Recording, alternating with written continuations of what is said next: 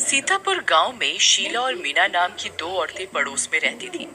उन दोनों में बहुत गहरी दोस्ती थी, पर दोनों की कोई संतान नहीं थी। दोनों इस बात से बहुत दुखी रहती थी। मीना बहन, शादी को 5 साल हो गए, पर फिर भी मेरी कोई संतान नहीं हुई। ना जाने कब मेरी गोद में मेरी संतान आकर खेलेगी। हाँ शीला बहन, मैं भी इस बात से बहुत दुखी हूँ। मेरा घर भी बिना संतान के मानो सूना सूना लगता है। तुम्हें पता है, संतान ना होने के कारण मेरे ससुराल वाले भी मुझसे रूठे रूठे से रहते हैं। कोई मुझसे ठीक से बात ही नहीं करता। हाँ, मेरे घर में भी कुछ ऐसा ही हो रहा है। फिर कुछ दिन बाद मीना को उसकी माँ का फोन आता है। अरे बेटी मीना, कैसी हो? हाँ माँ, ठीक ही हूँ। अरे बेटा, उदास ना हो। मुझे पता है कि तेरा मुंह क्यों उतरा हुआ है। तेरी संतान नहीं हुई अब तक, इसलिए उदास है ना? हाँ माँ, संतान ना होने के कारण कितने ताने सुनने पड़ते हैं ससुराल वालों से, आपको तो पता ही है ना। हाँ बेटा, मुझे सब पता है, पर अब तुझे और ताने नहीं सुनने पड़ेंगे। तेरे संतान न होने की समस्या का हल ढूंढ लिया है मैंने। क्या माँ, क्या बोली तुम? सच? मेरी समस्या का हल ढूंढ लिया तुमने? क्या अब मेरी भी संतान होगी?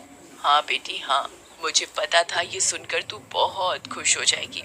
अरे माँ, बाकी सारी बातें छोड़ो, जल्दी बताओ हल क्या है। अरे बेटा, हमारे इधर गांव में एक चमत्कारी बाबा आए हैं। मैंने उनसे तेरे लिए बात की है। वो कह रहे हैं कि तेरी समस्या का हल हो जाएगा। अच्छा माँ, क्या हल बताया उस बाबा ने? अच्छा माँ, ठीक है, मैं अगले हफ्ते ही आ जाऊंगी वहाँ।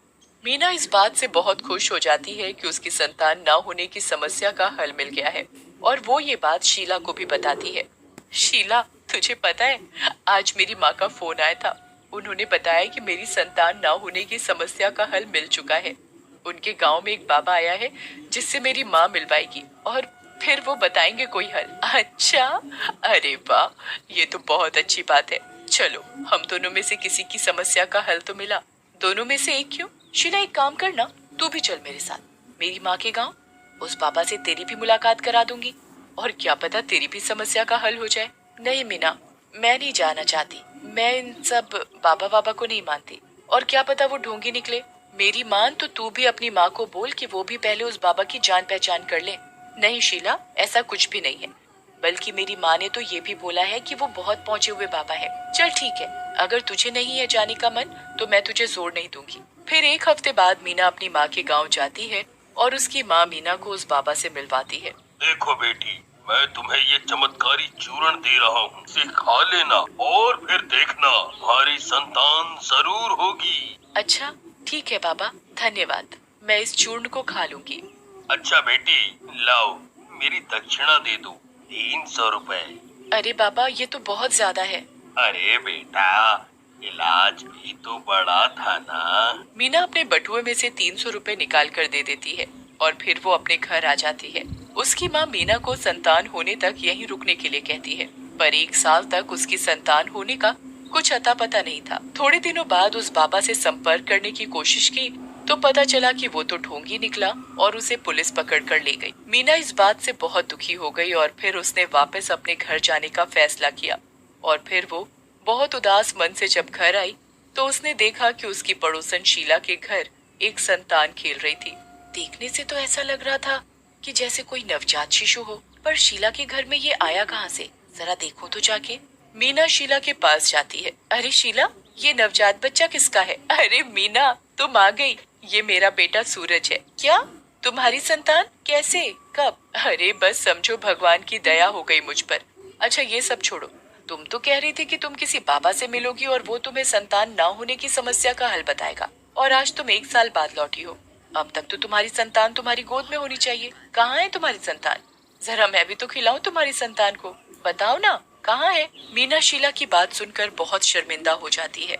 शीला, जिस बाबा को मैं अपनी समस्या के बारे में बताने वाली थी, वो बाबा ढोंगी निकला और उसे पुलिस पकड़ कर ले गई, और मेरी कोई संतान नहीं हुई। ओह मीना, ये सुनकर मुझे बहुत बुरा लगा, पर तुम चिंता मत करो, तुम्हारी संतान जरूर होगी। फिर मीना अपने घर चली जाती है, और शीला अपने बेटे सूरज को संभालने चली जाती है। मीना इस बारे में पूरी रात सोचती रहती है कि मेरी 1 साल में कोई संतान नहीं हुई, और इस शीला की संतान कैसे हो गई। मीना को शीला से ईर्ष्या होने लगी। फिर उसने एक योजना बनाई। मीना चुपके से शीला के घर में घुस जाती है और उसके बेटे सूरज को लेकर जंगल की ओर चली जाती है। और फिर वो शीला के बेटे को जंगल के बीच घास में छुपा कर छोड़ आती है और फिर वो वहाँ से चली जाती है। उसे ये काम करते हुए एक चुड़ैल देख लेती है और फिर वो चुड़ैल सूरज के पास जाती है।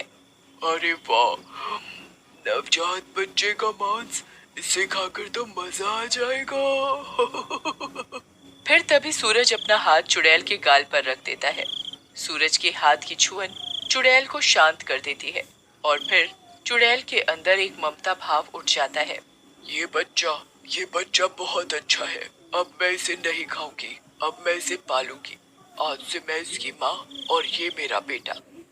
और फिर अगली सुबह जब शीला देखती है कि उसके बगल में उसका बेटा सूरज नहीं है तो वो बहुत घबरा जाती है। मेरा बेटा कहाँ है? उसकी आवाज सुनकर उसका पति प्रदीप भी उसके पास आता है। अरे शीला, क्या हुआ? क्यों चिल्ला रही हो? प्रदीप, हमारा बच्चा, हमारा सूरज यहाँ नहीं है। अरे शीला, यही होगा। क्या बात करते हो प्रदीप? सूरज एक नवजात बच्चा है, वो चलना भी नहीं जानता है। फिर शीला और प्रदीप दोनों मिलकर सूरज को ढूंढते हैं पर वो कहीं नहीं मिलता। कहीं पर भी ना मिलने पर दोनों पुलिस में कंप्लेंट करा देते हैं। मीना ये सब देख रही होती है और थोड़ी घबरा भी जाती है कि कहीं पुलिस को ये ना पता चल जाए कि सूरज को उसने गायब किया है। और वहीं दूसरी ओर चुड़ैल अपने बेटे के साथ रहकर बहुत खुश होती है। उसे असली माँ की कमी ही नहीं होने देती। ऐसे ही चलते चलते 10 साल बीत जाते हैं। एक बार वो चुड़ैल किसी हट्टे कट्टे आदमी को खाने के लिए मारकर अपनी गुफा के बाहर फेंक कर अंदर गुफा में अपने बेटे को देखने जाती है। उसका बेटा चुड़ैल के साथ खेलने के उद्देश्य से उसके साथ पकड़म पकड़ाई खेलने लगता है। चुड़ैल उसके चंचल रूप को देखकर इतनी बहक जाती है कि उसे पता ही नहीं होता कि बाहर किसी इंसान का शव पड़ा है। फिर चुड़ैल का बेटा भागते भागते गुफा के बाहर आ जाता है और बाहर आकर उस शव को देखता है। अरे माँ, देखो ये शव कहाँ से आया? चुड़ैल सूरज को जवाब नहीं दे पाती और वो बहुत घबरा जाती है। तभी सूरज को शक होता है।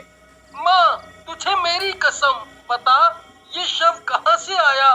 चुड़ैल विवश होकर सब बता देती है। बेटा, ये शव मैं लाई हूँ इसे खाने के लिए। क्या माँ, तू इंसानों को खाती है? पर क्यों? हाँ बेटा, मैं इंसानों का मांस खाती हूँ क्योंकि मैं एक चुड़ैल हूँ। क्या तू एक चुड़ैल है? तो मैं तेरे जैसा क्यों नहीं? बेटा, तू एक इंसान का बच्चा है और मैं एक चुड़ैल, इसलिए तू मेरे जैसा नहीं। पीछे से चुड़ैल और उसके बेटे की सारी बातें एक गांव वाला सुन लेता है और वो ये सारी बातें पूरे गांव को बता देता है। और सारे गांव वाले एक रस्सी और हथियार लेकर उस चुड़ैल को पकड़ने चले जाते हैं। सारे गांव वाले चुड़ैल की गुफा के बाहर जाकर खड़े हो जाते हैं। ए चुड़ैल, बाहर निकल, कहाँ छुपी बैठी है? हाँ चुड़ैल, अब तेरे बारे में हमें पता चल चुका है। उस मासूम बच्चे को लेकर बाहर आ जा। चुड़ैल अपने बेटे को लेकर बाहर आ जाती है और तभी सारे गांव वाले उस चुड़ैल को रस्सी से बांध देते हैं और उससे बांध कर गाँव के मुखिया के पास ले जाते हैं। वहाँ पंचायत में पूरा गाँव खड़ा होता है उस चुड़ैल को देखने के लिए। रुको रुको, कहाँ ले जा रहे हो मेरी माँ को? कहाँ ले जा रहे हो? गांव वाले सूरज के मुंह से चुड़ैल के लिए माँ शब्द सुनकर चौंक जाते हैं। अरे बेटा, ये तेरी कोई माँ नहीं है, ये चुड़ैल है, चुड़ैल। अरे बेटा, तुझे यकीन नहीं है ना? ले, इस चुड़ैल के मुंह से ही सब कुछ सच सुन ले। हाँ बेटा, है चुड़ैल, बता सब कुछ सच सच। अच्छा ठीक है, मैं सब कुछ सच सच बताती हूँ। सूरज उसकी बात को ध्यान से सुनता है। बेटा, तुम मेरे बेटे नहीं हो और ना ही मैं तुम्हारी असली माँ हूँ। मैं तुम्हें जंगल से उठाकर लाई थी। कोई औरत तुम्हें वहाँ छोड़कर गई थी। उस औरत को तो मैं नहीं जानती, पर जब मैंने तुझे खाने के लिए गोद में लिया तभी मेरे मन में तेरे लिए ममता की भावना जाग गई और फिर मैं तुझे अपने बेटे की तरह पालने लगी। तुझे तेरी असली माँ की कमी नहीं होने दी। सूरज ये बात सुनकर बहुत दुखी हो जाता है। तभी गांव की भीड़ में से मीना निकल कर आती है और शर्मिंदा होते हुए सबको बता देती है कि उसी ने सूरज को जंगल में छोड़ा था। मैंने ही तुम्हें जंगल में छोड़ा था जब तुम नवजात बच्चे थे। तुम कोई और नहीं, मेरी पड़ोसन शीला के बेटे हो। मैं उससे ईर्ष्या करने लगी थी क्योंकि उसकी संतान हो गई थी पर मेरी नहीं हुई थी, तो मैंने उसे संतानहीन करने के लिए तुम्हें जंगल में छोड़ दिया। तभी भीड़ में से शीला और उसका पति प्रदीप आ जाते हैं। क्या? तो तुम थी जिसने मेरा बेटा गायब किया? एक माँ को उसके बेटे से अलग करते हुए तुम्हें शर्म नहीं आई? मुझे माफ कर दो शीला, ईर्ष्या की भावना में मैंने बहुत बड़ी गलती कर दी।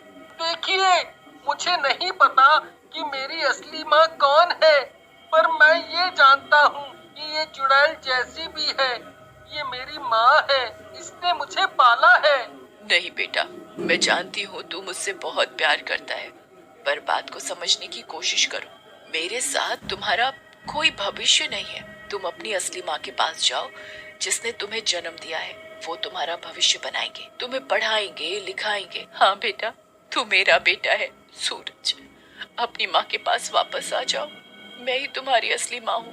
ठीक है, मैं तुम्हारे पास आ जाऊंगा, पर मैं अपनी पालने वाली माँ से दूर नहीं होना चाहता। तेरी ये इच्छा भी पूरी होगी मेरे बेटे। तेरे अगले जन्म में मैं ही तेरी असली माँ बनूंगी। मैं ही तुझे जन्म दूंगी और तू मेरा बेटा बनेगा। इतना कहकर चुड़ैल हवा में उड़कर गायब हो जाती है और सूरज खुश होकर अपने असली माँ पापा के पास वापस चला जाता है।